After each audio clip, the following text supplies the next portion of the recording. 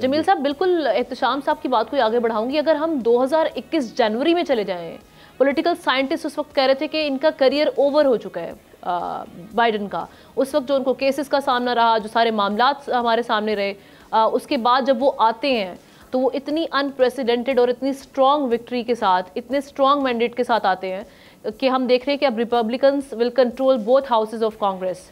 ये हमारे सामने मामलात मौजूद है। आप क्या समझते हैं कि ये इस हिस्ट्री जो अभी जो हिस्ट्री बनी है, एक तारीख बनी है, एक ओल्डेस्ट प्रेसिडेंशियल कैंडिडेट जो इलेक्ट हुआ है इस बार, ये भी एक फैक्टर है।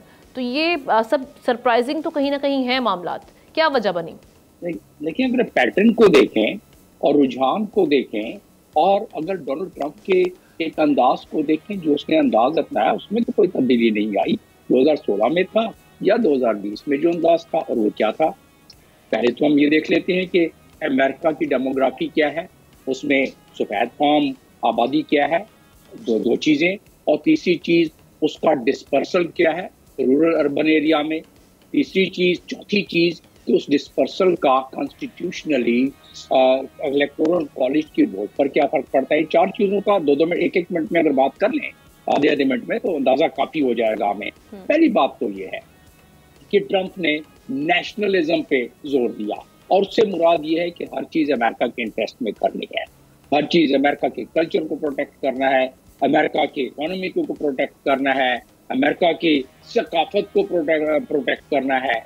मुझे तो इसका शाखसाना ये नज़र आ रहा है कि जो 7 ममालिक में अभी यूरोप में एक राइट विंग पॉलिटिकल पार्टियां टेक ओवर करते जा रही हैं, उसका एक बड़ा पैराया है। उस पर टाइम हुआ तो आगे बात करते हैं। मैं सिर्फ टच देता चलूँ कि हंगरी है, पोलैंड है, इटली है, फ्रांस है, ऑस्ट्रिया है, स्विट्जरलैंड है, स्वीडन है और फिनलैंड है, जो कि हाल ही में इलेक्शन हुए हैं और वो ट्रंप टाइप लोग उधर आ गए हैं, यानी कि राइट विंग के लोग उधर आ गए हैं, यानी कि यही नारे कि जी नेशनलिज्म, हमारी कौम, हमारी सॉवरेनिटी, हमारी territorial integrity, no tolerance, no influence from outside, no immigration. तो 5 तो ये मैंने आपको गिनवाए हैं ममालिक, इसके एंटी इमिग्रेशन स्लोगन पे उन्होंने ज्यादातर वोट लिए हैं। वही हाल अमेरिका का है।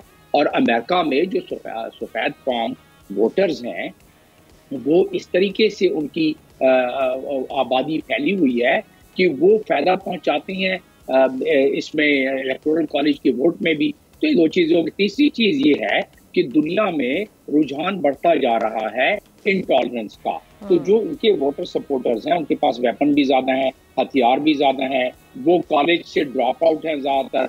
जो अर्बन एरिया के जो कमला हैरिस के, यानी जो डेमोक्रेटिक पार्टी के शुरू से वोटर सपोर्टर ज़्यादा रहे हैं, वो कॉन्सेंट्रेटेड इलाकों में रहे हैं, डाउन टाउन के इलाकों में, जहाँ ज़्यादा आबादी है वहाँ के इलाकों में।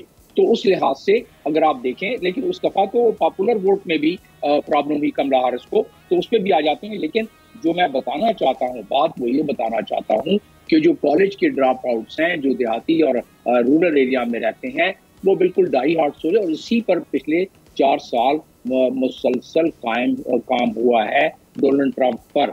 और उसके बाद इसीलिए तो उन्होंने जो मैस डेपुटेशन का जो बात की, इमिग्रेंट्स को सख्तियां करने की बात की, बॉर्डर कंट्रोल को बता दिया कि मैं आया तो मैं ऐसी सख्ती करूंगा, दीवारें खड़ी कर दूंगा।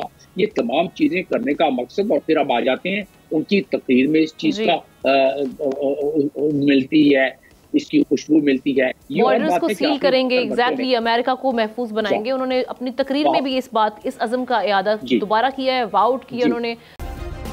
सब्सक्राइब करें और बेल दबाएं ताकि कोई खबर रह न जाए।